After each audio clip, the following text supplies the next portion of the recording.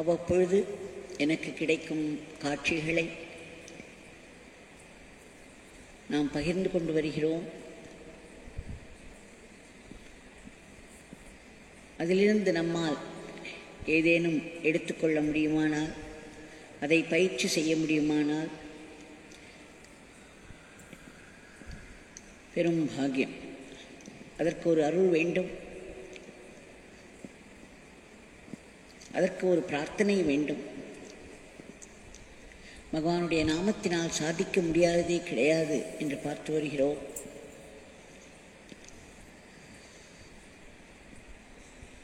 ஆயிரத்தி 1979-80களில் திரு அகரம் ஜெயராமன் அடிக்கடி அங்கு சென்று பகவான் அவரை நிறைய தன்னோடு வைத்துக் கொள்வார். அவரிடம் நிறைய பேசியிருக்கிறார். பகவான் நிறைய பேசுபவர் அல்ல, ஆனாலும் அவ்வப்பொழுது அவர் கூறியவற்றையெல்லாம் அவர் குறிப்பெடுத்து வைத்திருக்கிறார். நம்முடைய பெரும் பாக்கியம்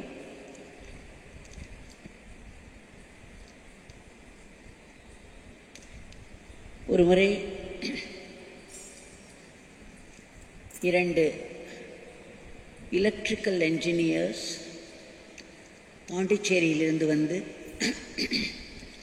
பகவானிடம் தாம் பத்ரிநாத் செல்வதற்கு அருள் செய்ய வேண்டும், பத்ரிகாசிரமம் செல்ல வேண்டும், நல்லபடியாக சென்று வர வேண்டும் என்று அருள் வாங்கி சென்றனர். அவர்கள் வெற்றிகரமாக தங்களுடைய யாத்திரையை முடித்துவிட்டு பகவானிடம் வந்து நன்றி சொல்வதற்காக அங்கு அமர்ந்திருந்தனர். அவர்கள் இருவரும் பகவானிடம் சொன்னார்கள், அந்த யாத்திரை முழுவதும் பகவானுடைய அருளை நன்கு அனுபவிக்க முடிந்தது. அவருடைய நாமம் தங்களுக்கு பெரும் உதவி செய்தது.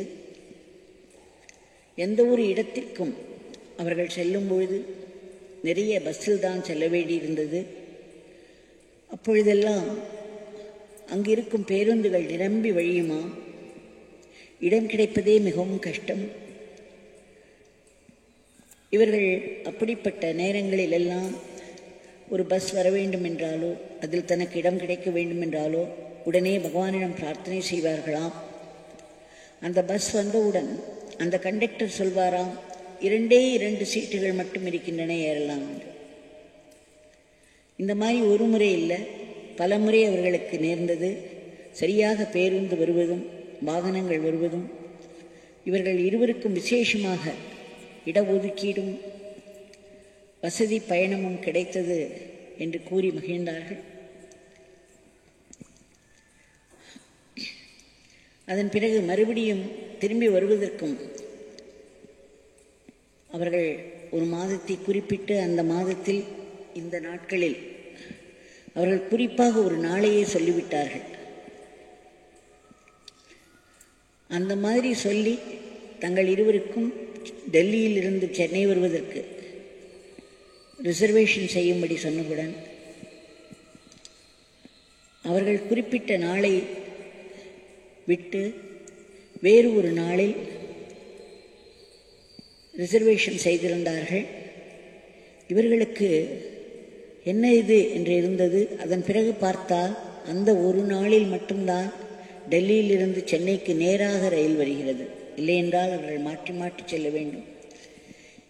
இதையெல்லாம் அவர்கள் பிராக்டிக்கலாக நம்முடைய அன்றாட வாழ்வில் எத்தனையோ காரியங்கள் நமக்கு நடக்க வேண்டியிருக்கிறது.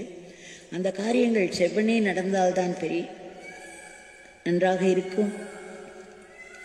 அப்படி நம்முடைய ஒவ்வொரு காரியமும் நேர்த்தியாக நடந்து முடிய வேண்டும் என்றால் இந்த இறையருளை சேர்த்து சேர்த்து நாம் அதை செய்ய வேண்டும் என்பதை நாங்கள் புரிந்து கொண்டோம். இந்த பயணத்தில் தங்கள் நாமம் எங்களுக்கு மிகவும் துணை இருந்தது என்று கூறிவிட்டு அவர்கள் சொன்னார்கள், அந்த சமயங்களெல்லாம் பத்ரிகாசிரமம் வரை செல்வதற்கு பேருந்து தடங்கள் இல்லை. ஒரு 15 கிலோமீட்டர் ஏற வேண்டியிருக்கும், நடந்து செல்ல வேண்டியிருக்கும். இவர்கள் நடந்து கொண்டே இருந்தார்கள். சோர்வு அதிகரித்தது. அந்த வனத்தினுடைய அங்கு நிறைய மரங்கள் இருக்கும், நடுநடுவே நீரோடைகள் அருவிகளும் இருக்கும்.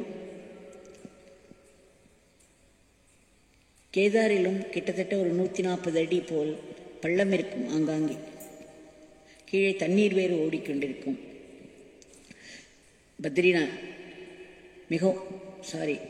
பத்ரிநாத் ரொம்பவும் குறுகலான பாதை.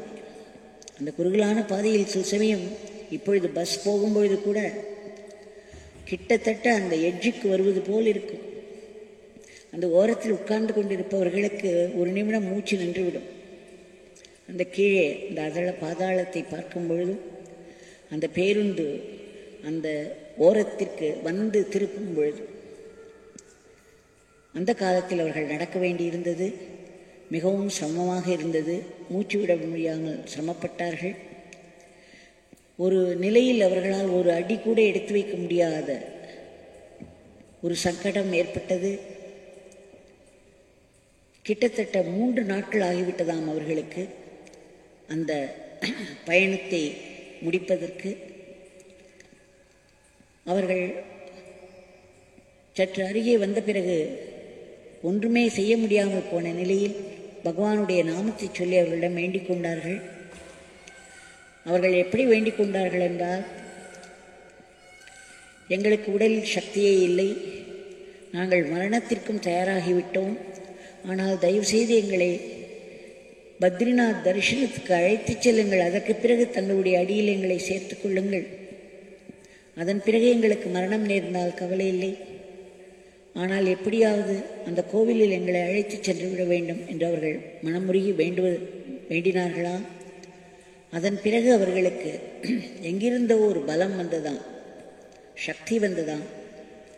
அவர்கள் மீதி பயணத்தை முடித்து அந்த பத்ரிநாத் கோவிலுக்கு செல்லும் பொழுது மறுபடியும் ஒரு பெரிய சோர்வு தட்டியது. ஆனால் அந்த இடத்தை அடைந்தவுடன் எங்கிருந்து வந்தது என்று தெரியவில்லை, அப்படி ஒரு பலம், அப்படி ஒரு சக்தி அவர்கள் உடல் முழுவதும் நிரம்பியது. அந்த தரிசனமும் அங்கு இருந்த நேரமும் அவர்களுடைய உடலில் நடந்த மாற்றங்களும் அவர்களுக்கு பெரிய ஆச்சரியத்தை கொடுத்தன. அவர்கள் சொல்கிறார்கள், திரும்பி வரும்பொழுது 3 நாட்கள் பயணித்த அந்த பயணம் 3 மணி நேரங்களில் முடிந்துவிட்டது. அவர்கள் சொல்லி சொல்லி அகமகிழ்ந்தார்கள். சுவாமி, தங்களுடைய அருளினால், தங்களுடைய நாமத்தினால் 3 நாட்கள் சிரமப்பட்ட நாங்கள் மரணத்தை எட்டிவிட்டோம் என்று நினைத்த பொழுது தங்கள் அருளால் எங்கள் உடலில் புத்துணர்ச்சியும் புது சக்தியும் ஏற்பட்டு திரும்பி வரும்பொழுது மிக அழகாக அதை குறுகிய நேரத்தில் 3 மணி நேரத்தில் நாங்கள் முடித்துவிட்டோம். அப்பேற்பட்ட சக்தி தங்களுடையது என்று 2 கைகளையும் கூப்பி அவர்கள் வணங்கி பகவானை கொண்டாடினார்கள். அங்கே இருந்தவர்கள் எல்லோருக்கும் ஒரே சந்தோஷம். ஆனால் பகவானிடமோ எந்த ஒரு மாற்றமும் இல்லை. ஓ, அந்த மாதிரி என்று சொன்னார்.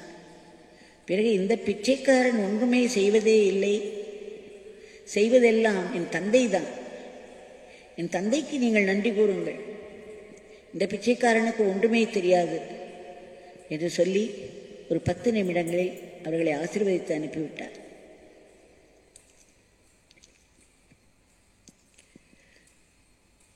ஆனால் இது மாதிரி நிறைய நிகழ்ச்சிகள் அவ்வப்பொழுது நாம் பார்க்கிறோம்.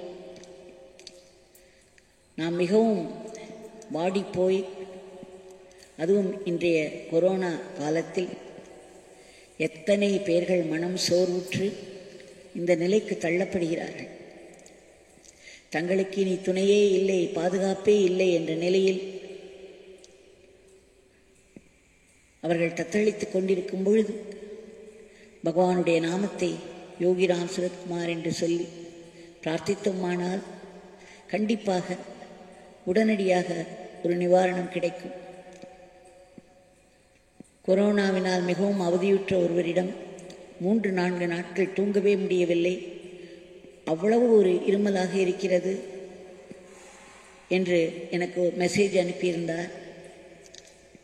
உடல்வலி தாங்க முடியவில்லை, ஜுரமோ மிகவும் அதிகமாக இருக்கிறது, ஹாஸ்பிட்டலில் பெட்டு கிடைத்ததே ஒரு பெரிய அதிசயம், பெரிய அருள் என்றெல்லாம் அவர் எழுதியிருந்தார். அவரிடம் பகவானுடைய படம் ஏதாவது இருக்கிறதா என்று கேட்டேன். நல்ல வேளையாக அவரிடம் ஒன்று இருந்தது. நான் சொன்னேன், அதை உங்கள் தலைமாட்டில், உங்கள் தலைகாணிக்கு அடியில் வைத்துக் கொள்ளுங்கள், பகவானுடைய நாமத்தை சொல்லுங்கள், பிறகு பாருங்கள் என்ன நடக்கிறது என்று. அவர் சொன்னார், பகவானுடைய படத்தை அவருடைய தலைகாணியின் கீழ் வைத்து ஒரு சில நிமிடங்களே நாமம் சொல்லி முடித்த பிறகு எங்கிருந்து தான் ஒரு தூக்கம் வந்ததோ தெரியவில்லை. 4-5 நாட்கள் அவதிப்பட்டவர் அன்று இரவு முழுவதும் நன்றாக தூங்கினேன் என்று காலை செய்தி அனுப்பியிருந்தார். அது மட்டுமல்ல, அவருக்கு சிகிச்சை நடந்து கொண்டு தான் இருக்கிறது. அவருக்கு அந்த இருமல், ஓயாது இருமல் வரும்பொழுதெல்லாம் அவர் சொல்கிறார், சுவாமியினுடைய படத்தை என்னுடைய தொண்டையின் மேல் வைப்பேன், இல்லை என்றால் என்னுடைய மார்பின் மேல் வைப்பேன், வைத்து அவரை அணைத்து கொண்டு யோகிராம் சரத்குமார், யோகிராம் சரத்குமார், யோகிராம் சரத்குமார் என்று மனதிற்குள்ளேயே சொல்வேன். எப்படித்தான் அந்த இருமல் நிற்குமோ,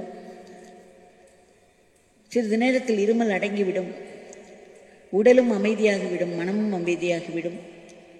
பிறகு மறுபடியும் அப்படி எழும்பொழுதெல்லாம் இது எவ்வளவு பெரிய மருந்து என்று தெரிந்து கொண்டேன்.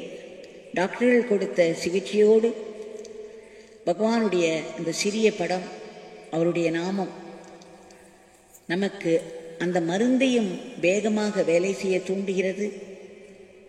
உடனடியாக நம்முடைய உடலில் ஒரு புத்துணர்ச்சி, புது சக்தி எழும்புகிறது, மனமும் உடலும் அமைதியாகி விடுகிறது என்று எழுதியிருந்தார். நாம் இப்படி இதை உபயோகித்துக் கொள்வதற்கும் ஒரு அருள் வேண்டும். இல்லையென்றால் இதையெல்லாம் எத்தனை தான் கேட்டாலும் ஒரு அலட்சியம் வந்துவிடும், இல்லை மனதில் தளர்வு ஏற்பட்டுவிடும், ஏதோ ஒரு முடிவு செய்துவிடும். அதனால் திரும்ப திரும்ப இதையெல்லாம் மிகவும் எளிமையான வழிகள். ஒரு நாமம் சொன்ன மாத்திரத்திலே நமக்கு அருள் செய்ய காத்து கொண்டிருக்கிறார். ஆனால் அந்த நாமத்தையாவது நாம் சொல்ல வேண்டும் அல்லவா?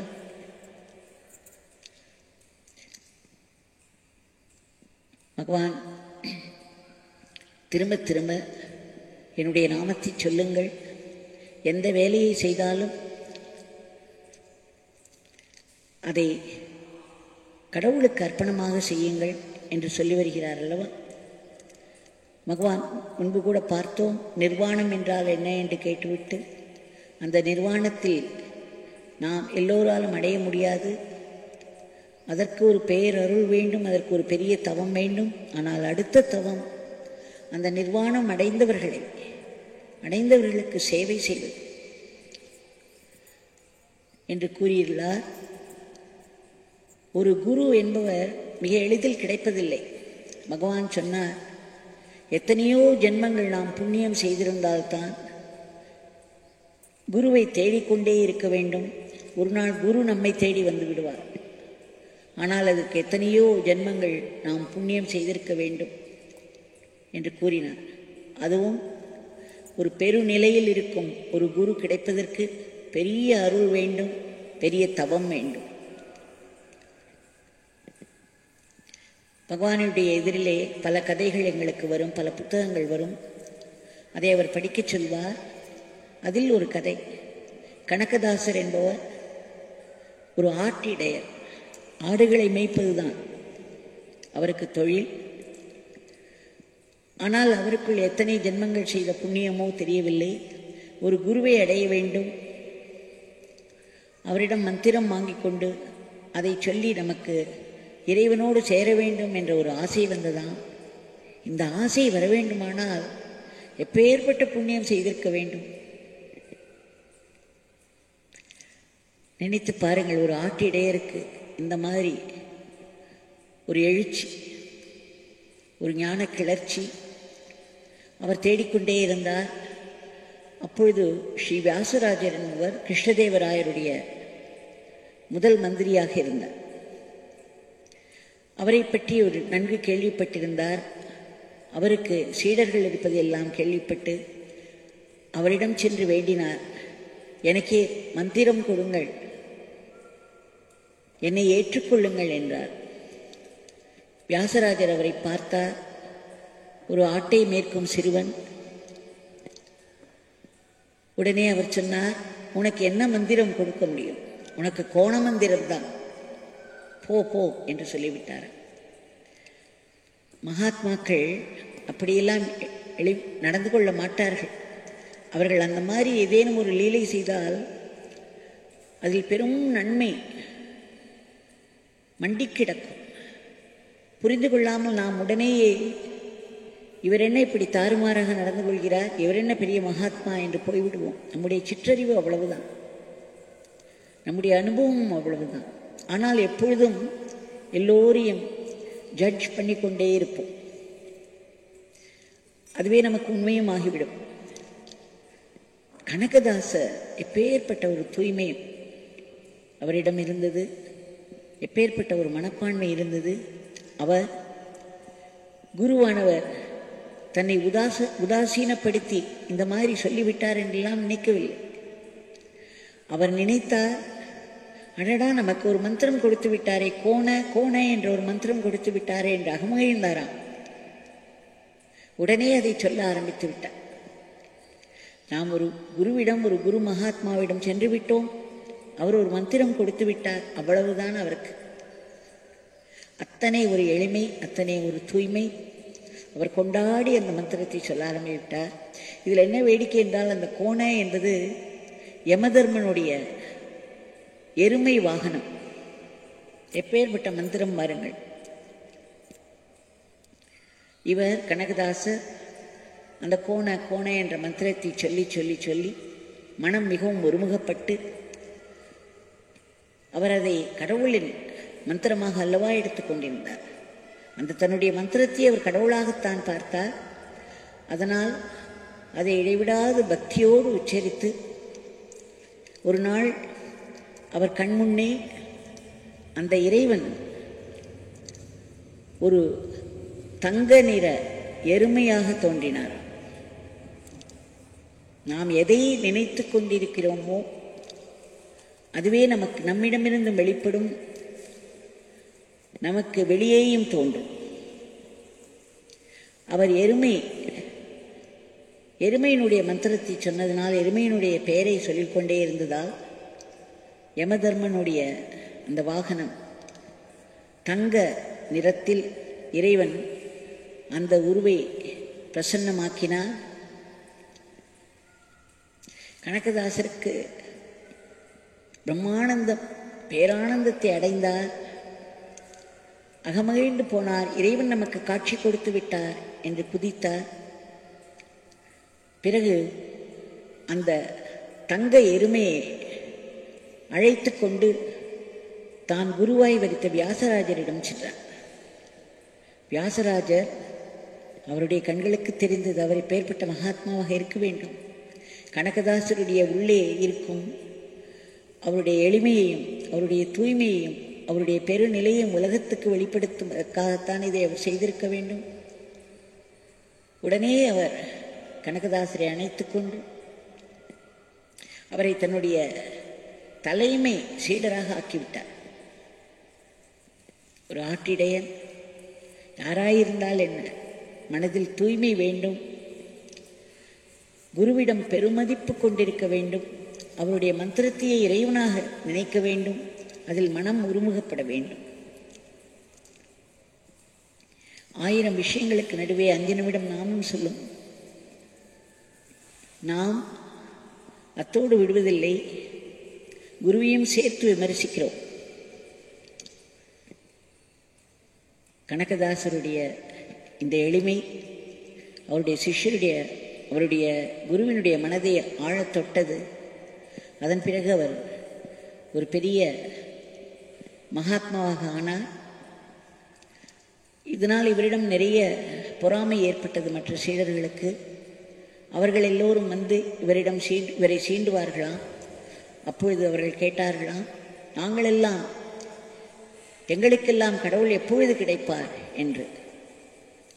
உடனே கனகதாசர் சொன்னாராம், நான் போய்விட்டால் உங்களுக்கெல்லாம் கடவுள் கிடைப்பார் என்று. உடனே அவர்கள் எப்படி அதை புரிந்து கொள்கிறார்கள் பாருங்கள். நாம் எந்த ஒரு விஷயத்தையும் புரிந்து கொள்ளும் விதத்திலிருந்து நம்முடைய மனம் எப்படி இருக்கிறது என்று தெரிந்துவிடும். சாதாரணமாகவே சொல்வார்கள் மகாத்மாக்கள், உன்னுடைய உள்ளத்தின் பிரதிபலிப்பு தான் நீ காணும் உலகம் என்று. நம்முடைய உள்ள மாசு நிறைந்திருந்தால் உலகத்தில் உள்ள அத்தனை பேரும் நமக்கு கெட்டவர்களாகத்தான் தெரிவார்கள். நடப்பதெல்லாம் ஏதோ குறைபாடோடு நடப்பதாகவே தோன்றும். இதை ஒட்டி நிறைய கதைகள் இருக்கின்றன. இந்த சீடர்கள் என்ன புரிந்து கொண்டார்கள்? கனகதாசருக்கு எவ்வளவு திமிர்! நம்முடைய குரு அவரை கொண்டாடுவதனால் அவருக்கு இத்தனை அகங்காரம் வந்துவிட்டது. இவர் போனால்தான் நமக்கு கிடைக்கும் என்றெல்லாம் சொல்கிறாரே என்று குருவிடம் ஓடி சென்று சொன்னவளும் உடனே புன்னகைத்தபடி அவர் கனகதாசரை, ஏன் அப்படி சொன்னீர்கள், என்ன விளக்கம் என்று கேட்டவுடன் அவர் சொன்னாராம், நமக்குள்ளே இருக்கும் நான் என்னும் அகங்காரம் போய்விட்டால் நாம் இறைவனை அடைவோம் என்று சொன்னேன். அவர்கள் எப்படி புரிந்து கொண்டார்களோ தெரியவில்லை. ஆனால் நான் இதைத்தான் சொன்னேன் என்று அவர் சொன்னார். ஒரே ஒரு வாக்கியத்திற்கே எப்பேற்பட்ட அர்த்தம்!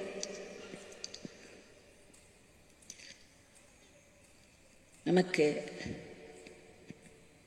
சில நாட்களுக்கு முன்பு ஒரு கதை படித்தேன். ஒரு வீட்டில் இருக்கும் அம்மா எழுத்த வீட்டில் இருப்பவர்களை பற்றி விமர்சிக்கிறாள். அவள் சொன்னாள், எழுத்த வீட்டில் மாடியில் வந்து துணியெல்லாம் உலர்த்துகிறார்கள், அவ்வளவு அழுக்காக இருக்கிறது. அந்த குழந்தைகள் எல்லாம் அடிக்கடி வெளியே வருகிறார்கள், அவர்கள் எல்லோரும் அவ்வளவு அழுக்காக உடை உடுத்தி கொண்டிருக்கிறார்கள், வீட்டை அவ்வளவு மோசமாக வைத்துக் கொண்டிருக்கிறார்கள் என்று சதா விமர்சித்துக் கொண்டே இருந்தார். அவர் கூட இருந்த ஒரு பெண்மணி பார்த்தார். உடனே அவருடைய கையை பிடித்து இழுத்து சென்று எந்த ஜன்னல் கண்ணாடியின் வழியாக பார்க்கிறாரோ அங்கு சென்று ஒரு துணியை எடுத்து அந்த கண்ணாடியை துடைத்தார். இப்பொழுது பார் என்றார். அதே துணிகள் மிகவும் சுத்தமாகவும் வெளுப்பாகவும் எப்படி இருந்தனவோ அப்படி தெரிந்தது. அப்பொழுது அந்த கூட இருந்த பெண்மணி சொன்னார், அவர்கள் வீட்டில் குறையில்லை, உன்னுடைய ஜன்னலில் பார், அத்தனை அழுக்கு இருந்திருக்கிறது, பட்டை பட்டையாக அழுக்கு, அதை துடைக்காமல் அது வழியாக நீ பார்த்தாய், எல்லாமே உனக்கு அழுக்காக தெரிந்தது என்று. ஆக நம்முடைய கண்ணோட்டம்தான் நமக்கு உலகத்தை காட்டுகிறது. இது மாதிரி நிறைய கதைகள் நாங்கள் படிப்போம். மந்திரமானது ஒரு குருவின் வாயின் வழியே வரும்பொழுது குருவினுடைய பெரு நிலையின் பவரும் சேர்ந்து வரும். அவர் இறைவனுடன் ஒன்றுபட்டவர். அதனால் இறைவனுடைய பவரோடு அந்த மந்திரமானது வெளிப்படும். அது நமக்குள்ளே சென்று ஆழ பாயும். அது வேலை செய்ய தொடங்கும். இதை கனகதாசர் உணர்ந்தார். எந்த மந்திரம் என்பது அவருக்கு கவலை இல்லை. இதையொட்டி சித்தாரூட சுவாமிகளை பற்றியும் ஒரு கதை உண்டு. இதை நான் சன்னதி திரு வீட்டில்தான் கேட்டேன். பல தகவல்கள் எனக்கு முழுமையாக ஞாபகம் இல்லை. ஆனால் அவரிடம் யாரோ ஒருவர் சென்று ஏதேனும் மந்திரம் கொடுங்கள் என்று கேட்டாராம். அந்த கேட்டவரும் தகுதி இல்லாமல் ஏதோ எல்லோரும் கேட்கிறார்கள், ஏதோ சுண்டல் வாங்கிக் கொள்வது போல் மந்திரத்தை வாங்கிக் கொள்ளலாம் என்று நினைத்து போனாராம். அப்பொழுது அவரை பார்த்து சித்தாரூடர் சொன்னாராம், உலக்கை உலக்கை என்று சொல்லுங்கள் என்று. அப்பொழுது அவர் சொன்னாராம், எந்த ஒரு வார்த்தையாயிருந்தால் எல்லா வார்த்தைகளும் சக்தி தேவியின் சக்தியால் நிரப்பப்பட்டிருக்கின்றன. ஒவ்வொரு எழுத்தும் சக்தியினால் நிரப்பப்பட்டவை. அதனால்தான் வார்த்தைகளுக்கு அத்தனை பலம். எந்த ஒரு மந்திரத்தையும் நாம் ஒரு நல்ல நோக்கத்தோடு நல்ல கண்ணோட்டத்தோடு பார்த்து பக்தியோடு சொன்னோமானால் அது உள்ளே இருக்கும் இறைவன் வெளிப்பட்டு விடுவான். அப்படித்தான் எருமை மாட்டிற்குள் இருந்த இறைவன் வெளிப்பட்டான் கனகதாசருக்கு. அதே போல் எந்த மந்திரமாக இருந்தாலும் ராமகிருஷ்ணரிடம் ஒருவர் சொன்னார், எனக்கு கடவுளை எல்லாம் நினைக்கவே முடியவில்லை, கடவுளிடம் எனக்கு பக்தியே தோன்ற மாட்டேன் என்கிறது, நான் என்ன செய்வேன்? ராமகிருஷ்ணர் கேட்டார், உங்களுடைய குடும்பத்திலேயே உங்களுக்கு பிடித்த நபர் யாராவது இருக்கிறார்களா? ஆமாம், என்னுடைய பேரன் இருக்கிறான், அந்த குழந்தை மீது எனக்கு அவ்வளவோ ஒரு பற்று உண்டு என்று சொன்னாராம். உடனே அந்த பேரனையே நீங்கள் கடவுளாக பகவானாக பாவியுங்கள், அவனுடைய பெயரை சொல்லிக் கொண்டிருங்கள், ஆனால் அவனை கடவுளாக காணுங்கள் என்று சொன்னார். அந்த மாதிரி அவர் செய்து அவருக்கு பெரிய முன்னேற்றம் வந்தது என்கிறார்கள். ஆக நம்முடைய கண்ணோட்டத்தை ஆட்டிடியூட் என்று சொல்வார்கள் அல்லவா, அதில்தான் எல்லாம் இருக்கிறது. இதை எல்லாம் பலவிதங்களில் வெளிப்படுத்திய அந்த பகவான் இதோ நம் கண்முன்னே நிற்கிறார்.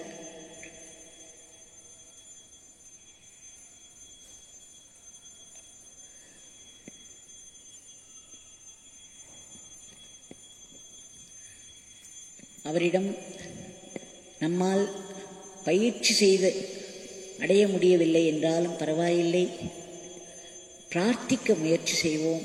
அவரிடம் பிரார்த்தித்து கொண்டே இருக்க வேண்டும்.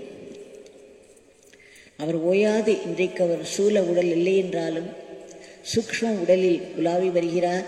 அவரை பலர் பார்க்கிறோம் அவ்வப்பொழுது.